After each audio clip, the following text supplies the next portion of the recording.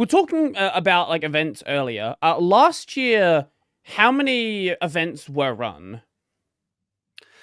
Over 100. I think 117. I'm not sure. Okay. Okay. I'm quickly going to the site now. So 2025.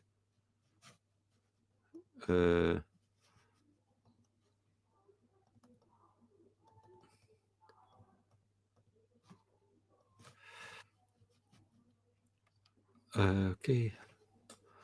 Oh, dang it. I can't see it. It's just a map here. 117, Okay. Okay.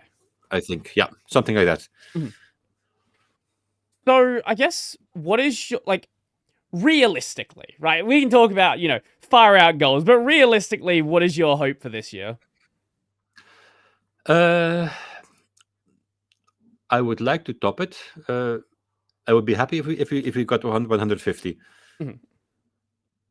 Okay. Okay. But I would be really happy if we could reach 150. But I have been over optimistic for years now, so I I rather have like aim high and just not get there than say, okay, I'm happy when we have 100, Mhm. and then have 120, which is okay. I think you kind of need to be overly optimistic when you're bringing an event that basically back from the brink of doom, right? Yeah, but also, I mean, it's. I think it's more important than ever, and that's one of the reasons why I actually decided to put my time into this event, because Mhm. it's eating quite some of my time, Mhm. because with all the cloudification of public services, with all the privacy things and all the, I mean, what the shenanigans that have been going on around AI, how they got to their data, etc. Mhm. I Mhm. mean, Mhm. we have been tricked. We have come to the point where trust me, bro, isn't gonna do it anymore. Mhm. Uh, Mhm. and so I still believe that most of the people in those big companies are really honest and have all the best intentions. Mhm. Mhm. But if you don't have to trust, because if you don't, if you're in a wave of paranoia and you say, I don't trust my text editor, Mhm. and you have the opportunity to dive into the code, or pay somebody to dive into the code, whatever, uh, then you're at another level, Mhm. because then you can say, okay, I trust you, and so because I trust you, I'm still going to look into the code. Mhm. Mhm. um, and also, I mean, there's a shift of priorities. I still remember talking Windows XP. I bought a license for Windows 90, Office 97, Okay. and Okay. Office 97 had this cool feature in Outlook, where you could print your agenda on paper. Hmm. So you had Oh, like that's a cool. booklet in booklet form. Mhm. Every month, I printed my booklet for the month, because I like a PDA was quite expensive, and I was like the clumsy guy. I always dropped my stuff in water, and I went on camps, and so buying a new PDA every 3 months was a bit too expensive too. And so I printed my booklets, and then I entered in the evening my new data in the booklet, and next month I printed the next booklet, Mhm. and it kind of worked. Then I bought Windows XP. Mm. So the upgrade was okay. Yeah, sure, all the new features. So yeah, I wanted the new shiny stuff, so I bought that one too, and I installed it, and I wanted to print my agenda of the next month, and the booklet feature was gone. Mm. So I called Microsoft support, because that's what you do if you pay for your stuff. Hello, I can't find how to print my booklets. How do I do this? Mhm. And I actually back then I still had a person on the line, um, and so after some digging and some searching, apparently.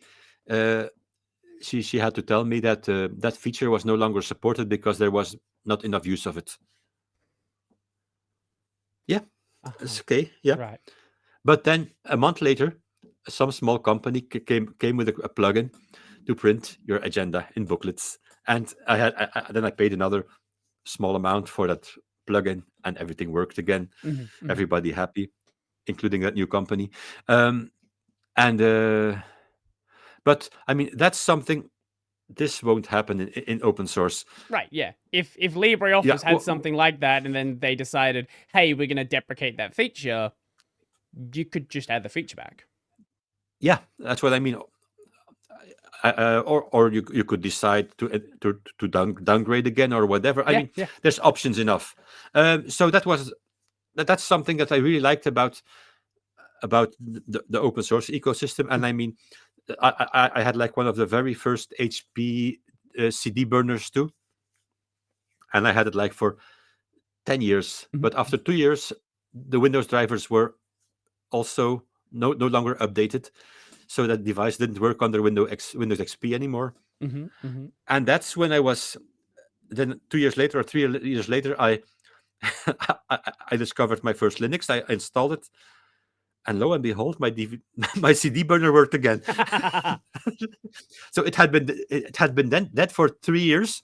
I plugged it in the SCSI port, and it worked.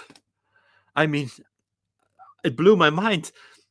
That's the power of software freedom. I mean, it's not business interest that decides; it's consumer interest and community interest. And okay, back then Linux was more nerdy, but it worked, and yeah, it has only worked better since. That's the nice thing about Linux, right? Like you can, I think people sort of, because there's so many options of hardware you can run now, people sort of think, oh, there's lack of hardware support. For certain areas, there certainly is, but I think the difference now is because there is so much out there, you can't realistically support everything when you're not being paid to do it. But what you can also expect from Linux is random old things that you have no expectation of ever working. Totally fine, right? One example that I really like, and they were discussing removing it from the kernel a while back and ultimately changed their mind. In the kernel, there are Wi-Fi drivers for running Linux on the PlayStation 3. Back from when Sony officially supported it and then has dropped it for about at least 16 years now. It just works. Okay, cool. It Yeah, just nice. works. Yeah, but also, I mean, even if something gets deprecated, I mean, 32-bit Linux is deprecated. But if you happen to run into some 386 computer, you'll find some Linux version that works, and you'll probably even find one that runs like a more or less recent browser, which is, I mean, you won't be able to visit most of the websites on Windows 98. Yeah, and like that's just cool. If somebody wants to support it, somebody can support it. I think that's like the core thing there. There's yes, there's going to be things that are not going to work, but anybody can go and do it if they have the drive to do so. No one is going to get in your way of making this thing work. Yeah. And now this is a place where online communities do work, I think, because despite sometimes the risk of bike shedding, but very often, if you have like one nerd in Australia, two nerds in Belgium, and one in Taipei, you might have enough to pollinate each other when you get stuck, and to inspire each other to go on. Right. I mean, yeah, and that's something that you didn't have if you only had to depend on your fellow hackers in the hackerspace here in Brussels or wherever you lived, because then you had a much smaller pool of expertise. Yeah, that dissemination of information makes it so you can actually, like, you could, work everything out by yourself and, get there eventually, but being able to skip those early steps and go to someone who actually does have field expertise in whatever it is that you're trying to deal with, whether it be, getting, drivers working so that you can make the LEDs on your mouse the color you want them to be, right? There's somebody out there who has that knowledge. Whereas if you're just dealing with your local community, there's not necessarily going to be someone who's messed around with that. Mm-hmm.